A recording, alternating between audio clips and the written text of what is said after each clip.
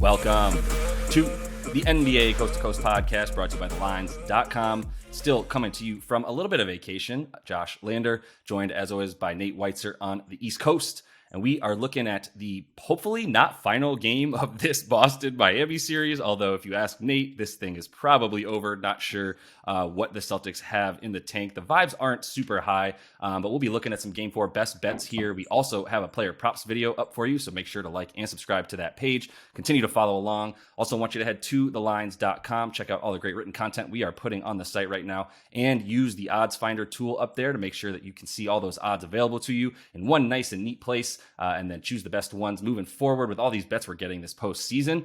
Just quick look at how we did in that final game. That was the sweeping game for the Nuggets and the Lakers. Went 2-2 there in our best bets, but also did really well in the last time that we called this game 3-1 on those player props. So looking to continue to feel out this series. It was a weird game, obviously, there, Nate, in game 3 with a lot of stuff that just sort of shook everything up and not a lot of the props that were probably likely to hit because it wasn't really a game by the second quarter. So we'll see if this one's a little bit closer. I don't know if you're feeling it, Nate, but let's go ahead and jump right into your first best bet.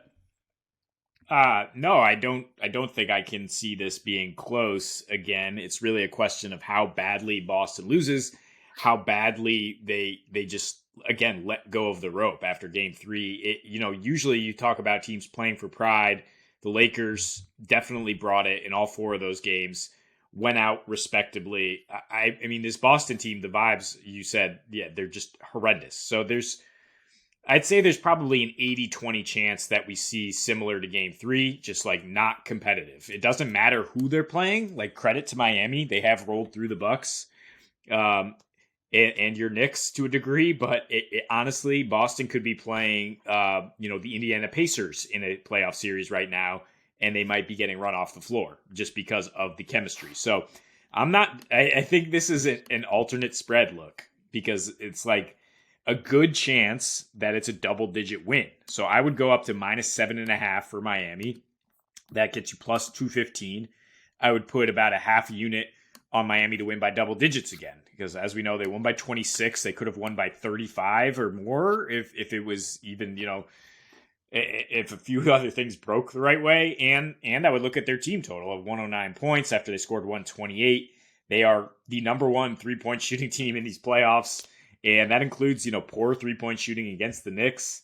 But their last 3 home games now against Milwaukee and Boston, teams that they obviously get up to play to prove that they are the Eastern Conference contender now. They're shooting nearly 50% at home. And Boston shoots 6 for 29 from 3 in the first 3 quarters. I say it could have been worse because Boston actually dominates the boards, 21-1 offensive rebounds, won 18 more total rebounds, and it just doesn't matter. Like all these numbers you could throw out in terms of like it's beyond the stats. Like watch the plays, and the play everybody's singling out is when there's like 15 on the shot clock. They throw it to Jalen 30 feet out, and the action they're running initially doesn't work. Caleb Martin cuts it off. Derek White's standing in the corner, and Jalen just looks around and goes, fuck it, and just shoots the 30-footer. and that was in the second quarter. And as you know, yeah, like those types of possessions are so deflating. Like you do not come back from that as a team. You're like, okay, everybody's just kind of going to go out for theirs. And against a Miami team that's just playing so well together and didn't even really need Jimmy to be a scorer, as I will say correctly predicted in player props that they had Vincent and Caleb Martin go off for 48 points on 72% shooting. They had Duncan Robinson able to stay out there and drain shots and not get challenged defensively because Boston's not running any actions. They're not doing anything from an organizational standpoint. Like it's just one guy at a time driving to the teeth of a well-disciplined defense that continues to switch up on you, force more turnovers, force you into bad threes. So I don't see Boston suddenly rallying to make this a series. The first 2 games at home, I think maybe had as much of an impact as this game 3, but now we see Miami just brimming with confidence and probably feeling a little bit more motivation right now that Denver has moved on and they want that full week off too. Like they don't want to extend this. And I think, yeah, Jimmy and the boys will bring it at home. Not much to add to that assessment. I think you gave the Heat their proper due, and still kind of made sure to touch strongly upon how poor the Celtics attitude has been, how poor their mental strength has been, how poor the in-game adjustments or lack thereof and reactions from Joe Mazzulla have been compared to Spo. Like if we're talking about a coach as much as we talk about Spo, dude, like there's got to be something he's doing right. You don't talk about the coach this much. You talk about the players, and there's just such a discrepancy. There's just not much that gives you hope in this Celtics team. It's plus 600, dude, for them to win this series on some books, plus 700 if you can find it still. What are we talking about? 140-9 when a team is down 3-0, and you're telling me that the odds for them to win this are 6-1? Like, they do not mirror the precedents that we have here for why that they're not going to come back and win this thing. So, and ESPN stats had them at 72% to win Game 4 or something, which was it's just like everyone cracking up at. Like, what are you talking about? It feels like that's happened this playoffs consistently, where we're like, wait, everybody who knows anything about basketball is saying, why in the world are the Heat plus 400 versus minus 525 for the Celtics team when they just struggled so mightily with the 76ers the way they did, et cetera, right? And we're all saying the same thing even about like Denver and the series that they had with Phoenix. They were minus 105 for this. Like, I just didn't agree with any of it, and I'm happy to continue to disagree with the way that they have things listed. They also had Tatum as the NBA Finals MVP at plus 400, and Jimmy was plus 500. And he was up 2-0 in the series, and now it's rectified. But like, it's just a lack of respect, and the Celtics are not showing it. So I feel you on all of that. I have no reason to think that the Celtics have anything left in their tank. However, to win this game anyway. But I will say, I'm going to go on to my bet real quick because it is over 216.5, and it's feels a little bit fishy. But I'm going to be honest. Like, when I'm watching these games, the Celtics are missing wide open shots, and the Heat are pushing the tempo over and over and over. And if you look at the pace of this game through the first three quarters, it was 98.5. And then I'm just throwing away the fourth quarter because nobody played in it for the Celtics outside of Marcus Smart, who's a rotational player. Everybody else was their bench. And then the Heat eventually, I guess, emptied their bench, but they only have like 3 players that are left in their sort of like reserves, if you will. So it was still a lot of starters and rotational players playing for the Heat. Either way, I throw the fourth quarter away and just say, like, if the Heat are going to continue to push the tempo at the rate that they have not stopped. And we talked about it a bit last game, which is why I went over. I thought the Celtics were going to definitely come along for the ride with the Heat, but I just really continue to feel comfortable betting on the Heat to score at home against a Celtics team that has not shown any fieriness on defense. So between the amount of options that I have for guys that can go off for the Heat right now, and obviously I always have that for the Celtics, I gotta believe that the Celtics, first of all, like these games, when you talk about between these two teams, 6 of their last 7 going back to last season,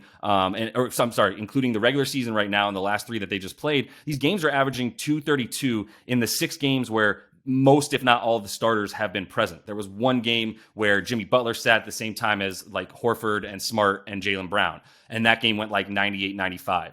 So can kind of toss that one out.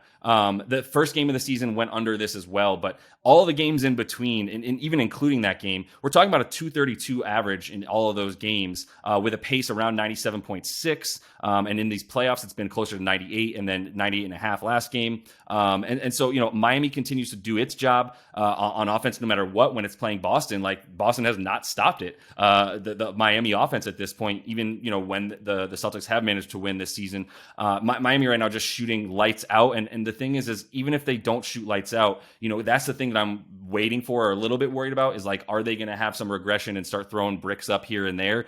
They haven't really done it yet, so I'm not banking on it. But also, even if that did happen, like I said, the pace just continues to remain high in these games, especially the way the Heat are pushing it. So I'm just going to continue to feel good about over 216.5. And the last thing I would say is, like, there's been so many open threes and open field goals in general for both these teams. Last game, the Heat hit 60% of their 50 uncontested shots, which is like nobody within 4 feet of them. And the Celtics were 29% or so on the shots that nobody was contesting them. So it's like something has to regress upward a bit for the Celtics shooting woes at the very least. And then I'm just going to continue to believe in the Heat to score.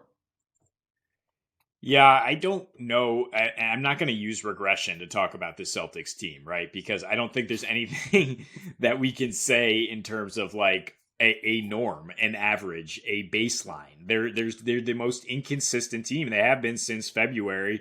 Miami to a degree too, but right now what you're seeing is just a complete lack of effort on one side, which makes me really like Miami's offense and agree with you there because Boston's defense, which they were able to lean on down the stretch against Philly a lot in the playoffs last year, has just evaporated. And Mazzulla, continues to strip guys of confidence because he has so many options and he's throwing like Rob Williams in for 18 minutes and pulling Al and pulling Brogdon. And it's just, there's no connectivity. There's no leadership. So I agree with you on the over, but it's mostly because I like Miami to get over 109. And I'm looking at my second bet is just, again, Miami to win, or I'll take the spread, which is only -1.5, kind of ridiculous. And where they freeze it at FanDuel at 214 is the total. So get a couple more points down, and that gets you plus 240. I agree with you. The pace is ramping up because it's just not good defense and a lot of missed shots from Boston as well, contributing to that. So after we saw a 90 pace in the fourth quarter down the stretch, the first two games, it was 100 in the second half after the game pretty much slipped away. Miami, it was 39-35 in the fourth quarter because it was bench players or just non-competitive, and that kind of ruined my under bet in the fourth, but it definitely did. But I'm looking at that as a great way for us to get some points down the stretch. And even in close games, Miami has a 132 offensive rating in the second half in this series. They've come back from 12 points twice. So even if Boston does find some gumption, comes out, you don't think Miami's going to come back and at least make it a game down the stretch? Like, they're going to be scoring. But yeah, I mean, it's running off of turnovers. Tatum and Brown both struggling badly. Jalen has an 81 offensive rating in this series. Brogdon, his confidence is down. He went scoreless in game 3. So, I mean, I'm trusting Miami more so here, and obviously with my two bets, you can see I'm just looking for ways to back them at some plus odds.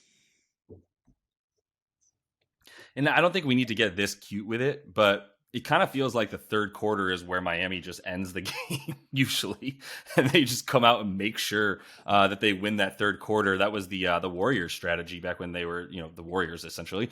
And I think that, I don't know if you want to get cute with it, but it's basically a pick 'em for both these teams in every single quarter. The Heat are actually like favored by half a point in the third. Is the reason I bring it up. For them to win on the money line, there's like -115, or take the half a point, it's -105. Just seems like a quarter that if you think they're going to win this game, that they're going to take control of. But I don't know that we need to get that cute with it, like I'm saying. So I'll just move on to my last bet here. And you can tell that I really wanted to get to Caleb Martin before you could, because I didn't even wait for the player props video to talk about him. I'm throwing him in this best bets video because he's a freaking best bet, dude. His player points is prop right now. Say that 5 times fast. His points prop is still 11.5. Like, what are we talking about here? I mean, in these 3 games, not even looking at the fact that he's obviously gotten over this in all 3, and the lowest point total is 15 for Mr. Martin. What about the fact that his usage is at 18.5% and his minutes have only gone up since the series started? 30, 32, 35 minutes last game. And that's, like I said, in part because he's one of the only players in the rotation that played in the fourth quarter, because they don't have enough reserves left over from all their other injuries, right? Including Kevin Love, by the way, who got injured in game 3 and only played 5 minutes. Now that's another guy they can't even get 16 to 20 minutes from. So my point is like, even if this sort of runs away in either direction, which obviously would probably be more likely if the Heat are blowing them out, you still got to have somebody on the floor that can play. And so Caleb gets out there, as does Kyle Lowry, and then they're out there with like Jovic and Highsmith, excuse me. Obviously, I'm not going to rattle off all the Heat bench players. At any rate, he's out there 32.5 minutes in this series. He was playing 27.5. We talked about it from the jump that he's just a great matchup in this game and in this series because of the fact that he's such a versatile defender, and the Celtics are just so full of wings everywhere, obviously, that he just continues to be a great rebounder who can also get in there.